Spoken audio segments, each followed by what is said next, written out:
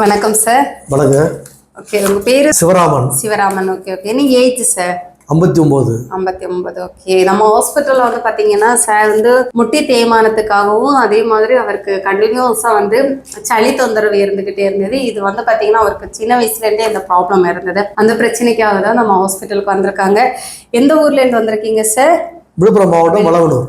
Okay, Villupuram மாவட்டத்துல இருந்து வந்திருக்காங்க. பட் நம்ம ஹாஸ்பிட்டல்ல இப்போ வந்து ஒரு 10 to 15 days வந்து ஹாஸ்பிட்டல் அட்மிஷன்ல ட்ரீட்மெண்ட் எடுத்தாங்க.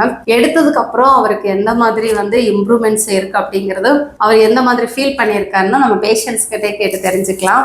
சின்னல இருந்து இந்த சளி பிரச்சனை உண்டு. ஓகே. அம்மா சொல்லுவாங்க குளுமோடம்னு சொல்லி. அந்த குளுமோடம் சின்னதா இருக்கும்போது தெரியல, பெருசாக தொந்தரவு அதிகமா இருந்தது. ஓகே. நான் இங்க மூட்டு தேய்மானம் தான் வந்தேன். Okay sir. ஓகே. மூட்டு தேய்மானத்தை விட சளி பிரச்சனை பெருசுதான். நான் சொல்லலை, ஆனால் நீங்க சளி பண்ணிட்டீங்க. அது ஓகே ஓகே ஓகே. சளி வந்து நல்ல குறைஞ்சிருக்குது. மூட்டு வலி வந்து நல்ல எதிர்பார்த்தோட நல்ல மாற்றம் இருக்குது. எந்த அளவுக்கு உங்களுக்கு மாற்றம் இருக்குது? ஒரு 90% சரியா போடுது.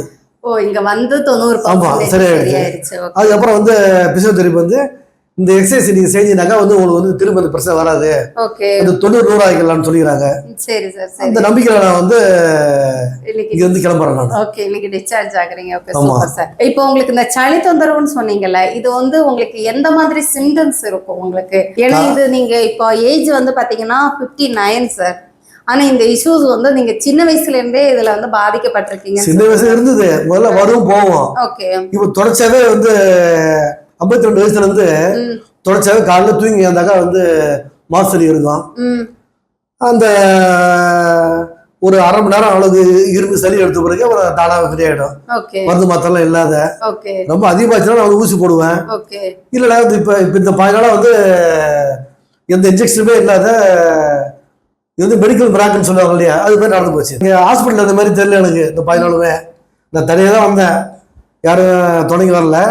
நான் கும்பிட சாமி மட்டும் தான் துணைக்கு வந்தது. இங்க வந்து எல்லா குடும்பம் தான் நாங்க வந்து இருக்கிறோம். இங்க ஓகே, ஃபேமிலி லைக் அந்த மாதிரி இருந்துச்சு. Okay sir. சாப்பாடு சரி, இங்க டாக்டர் சிஸ்டர் எல்லாமே வந்து அன்பை வந்து பொழிகிறாங்க. கொலஸ்ட்ரால் வந்து பாத்தீங்கன்னா நீங்க வரும்போது நான் செக் பண்ணேன், ரிப்போர்ட்ஸ் பாத்தீங்கன்னா 12/4 அன்னைக்கு நீங்க அட்மிஷன் ஆகும்போது ட்ரைக்ளிசரைட்ஸ் வந்து 456 இருந்துச்சு. அதாவது பேட் கொலஸ்ட்ரால் அப்படின்னு சொல்லுவாங்க. அந்த கொலஸ்ட்ரால் 456 சார். 456னா ரொம்ப ஜாஸ்தி. அதாவது நார்மல் வேல்யூ வந்து 150 இருக்கணும். ஆனா உங்களோட வேல்யூ வந்து பாத்தீங்கன்னா 456 இருந்துச்சு.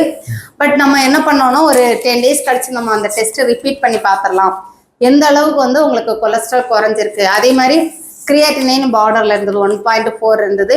ரெண்டுமே வந்து நம்ம ரிப்பீட் பண்ணி பார்க்கலாம் அப்படின்னு திரும்ப வந்து 19th அன்னைக்கு வந்து நான் டெஸ்ட் எடுத்திருக்கேன். ஃபர்ஸ்ட் டெஸ்ட் வந்து 12th அன்னைக்கு எடுத்தேன். அப்புறம் எகைன் 19th எடுக்கும்போது ட்ரைக்ளிசரைட்ஸ் 150 இருக்கணும், உங்களுக்கு 300. அதாவது வித்தின் 1 வீக்லயே வந்து உங்களுக்கு வந்து ஒரு 150 பக்கத்துல வந்து உங்களுக்கு கொலஸ்ட்ரால் நல்லாவே ரெடியூஸ் ஆயிருக்கு. அந்த ரிப்போர்ட்ஸ் உங்ககிட்ட காமிச்சேன். ஈவன் வந்து உங்களுக்கு கிரியாட்டினைன் வேல்யூவும் நல்லாவே வந்து குறைஞ்சிருக்கு. சரிங்களா? மக்களுக்கு ஏதாவது சொல்லணும் அப்படின்னு நினைச்சிட்டீங்கன்னா கண்டிப்பா வந்து நீங்க தாராளமா சொல்லலாம். அதிகமா சொல்ல விரும்பல, நம்பி வாங்க, நலமா போங்க. Okay sir, thank you.